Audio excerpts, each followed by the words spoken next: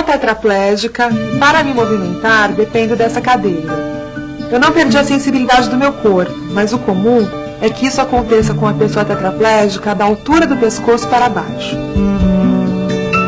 A Declaração dos Direitos das Pessoas Deficientes, assinada pela ONU em 75, diz que deficiente é toda pessoa incapaz de exercer uma vida autônoma, independente. A vida de pessoas como eu é a prova de que essa declaração está ultrapassada. Essa cadeira, para mim, é como se fosse a extensão do meu corpo. Trabalho no núcleo de orientação para a vida independente. E apesar da maior parte dos movimentos do meu corpo estar comprometida, minha vida é muito agitada.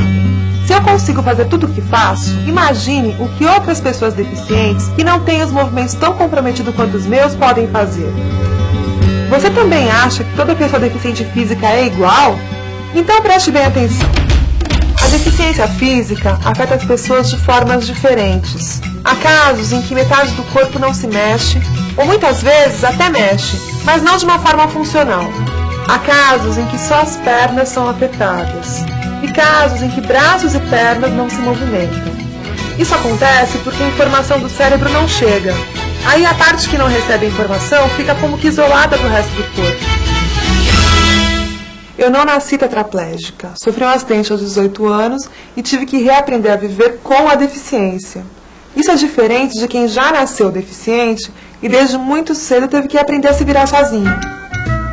A paralisia cerebral durante a gravidez, ela pode ocorrer por doenças adquiridas pela mãe durante a gravidez, como rubéola, toxoplasmose, ingestão de medicamentos não acompanhados pelo médico, um aborto mal sucedido e uma má formação durante o período gestacional. No caso da Beatriz, isso ocorreu durante o período gestacional. Muitos casos de deficiência física poderiam ser evitados. Infelizmente, nem todas as pessoas sabem disso. Muitas enfrentam sérios problemas pelas condições precárias de higiene, saúde e atendimento médico do local onde vivem. Outras, aliás a maioria, não têm acesso à informação adequada. Eu acho que esse tipo de infraestrutura deve ser muito mais cobrado das autoridades competentes. É parte importante da prevenção de deficiência um bom pré-natal. Crianças que têm dificuldade para respirar, ou porque demoraram muito durante o processo de parto, ou são gravidezes dificultadas pelo tamanho da bacia da mãe. São crianças que podem ter um risco potencializado de desenvolverem deficiências motoras. Uma gestante bem acompanhada, o médico já pode intervir, levando para uma cirurgia, para uma cesariana, para um fórceps de alívio, enfim, para os cuidados que ele determina serem os mais adequados naquele momento. O pré-natal também informa sobre os cuidados quanto à ingestão de medicamento. Medicamentos novos nunca podem ser incluídos nos cuidados de uma mulher durante o ciclo grávido puerperal. E as mulheres não devem se automedicar. Evitar a automedicação, sobretudo durante o pré-natal. Nenhuma medicação pode ser ingerida sem o conhecimento do médico. Durante o pré-natal também a mulher vai identificar o risco do tabagismo, o fumo exagerado, do uso de álcool e de qualquer outra droga. São cuidados que fazem parte do bem-estar da saúde da gestante e que vão, exatamente por isso, garantir uma saúde do recém-nascido. Agora tem as pessoas que, como eu, adquiriram a deficiência depois que nasceram. Nesses casos, o motivo pode ter sido algum acidente no trabalho, no trânsito, a violência urbana ou ainda algum problema de saúde que trouxe a deficiência física como sequela. Nas casos pós-natais da paralisia cerebral, pode ocorrer uma anóxia, por demora do parto, ou mesmo o enrolamento do cordão na criança.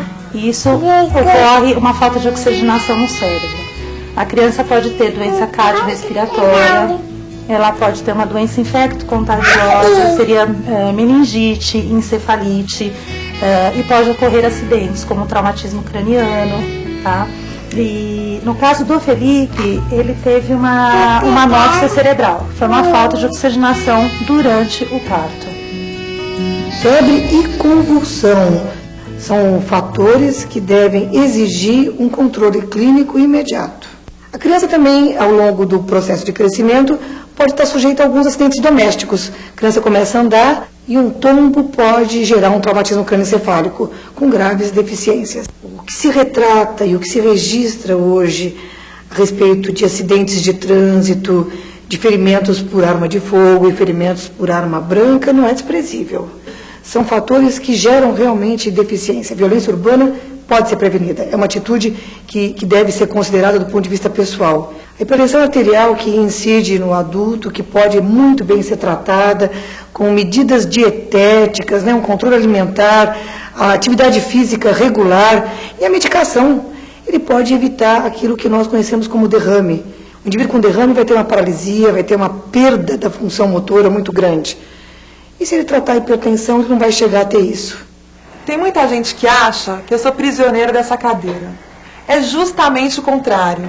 Essa cadeira me liberta porque ela facilita o meu raio de ação e me permite uma maior mobilidade. Pode acreditar, é a mesma coisa com quem usa outro tipo de aparelho. Pessoas com deficiência física são pessoas equipadas. Geralmente, elas dependem de aparelhos como próteses ou órteses. Todos são equipamentos que ajudam a pessoa deficiente a realizar determinados movimentos. Mas para algumas pessoas não deficientes, esses equipamentos só ajudam a aumentar a má impressão que elas acham que o deficiente provoca. Elas costumam ficar tão impressionadas que mal conseguem disfarçar. É aquele olhar meio tenso, às vezes até com medo que as pessoas fazem. Você sabe como é que é, né? Pois é, imagina uma criança deficiente tendo que aprender a lidar com esse tipo de situação desde os primeiros anos de vida. Quando eu era criança, a minha reação era agressiva. Quando as pessoas me olhavam, eu não gostava daquele olhar de piedade, de coitadinha. Então eu perguntava, que foi? Nunca viu? Tá olhando por quê? Eu representava um clube de crianças deficientes. Aí nós fomos para uma apresentação para a alta sociedade do Morumbi. Na entrada, o porteiro tomou um papel que eu tinha na mão. Aí eu disse para ele, não, isso aí eu vou falar, é o que eu tenho que falar. Aí ele olhou para mim e falou assim, eu só queria saber se você sabia falar. Um dia eu estava passeando na praia e quando menos esperei encontrei um colega do colégio. Ele já me conhecia e ele olhava para mim e ficava gozando, me apontando para os colegas. Só porque eu estava lá com meu corpo exposta de maiô, ele achou aquilo engraçado e ficou fazendo gracinha mesmo. E hoje eu consigo dizer para essas pessoas, explicar para elas da importância, o que é ser um deficiente e da importância de se ter uma perna mecânica para se ir à escola, para se ter trabalho, para se ter lazer. Isso faz bem para a autoestima dele. Infelizmente, a maioria das pessoas deficientes não tem condição de ter um equipamento sofisticado. A maioria não pode nem ter um equipamento industrializado. Aí não tem jeito, tem que apelar para a criatividade e adaptar.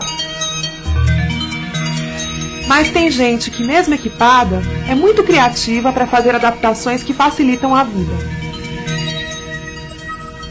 E eu fecho a porta. Pronto. Coloco a tábua aqui, coloco a minha perna, coxa por cima da tábua e levanto um pouquinho e deslizo facilmente para a cama. Nada mais do que isso. Eu uso um banquinho aqui, que é útil, não é essencial, mas é útil. É um banquinho com 10 centímetros de altura, 4 pernas, com borracha embaixo, que a gente coloca na frente, na posição onde vai usar. Aí eu me encosto com a cadeira, aqui assim, apoio os pés em cima desse banquinho e, mais uma vez, transpiro com toda facilidade. Ter equipamentos adequados já é uma vitória, mas ainda não é tudo. Na medida em que cresce, a criança com alguma deficiência física aprende uma dura lição.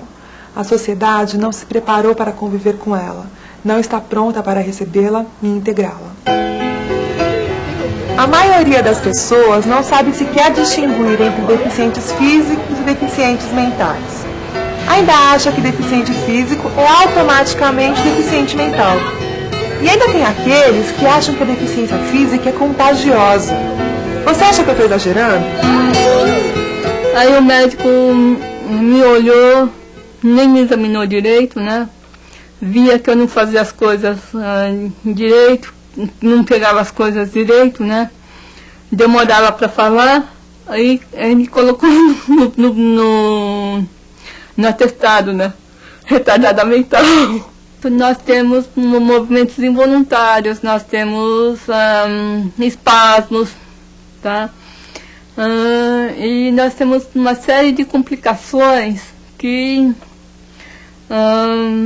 levam a crer que nós somos deficientes mentais, né? Até porque nós somos mais lentos do que os outros, né? Se pedirem para eu fazer uma coisa depressa, aí que a coisa enrola.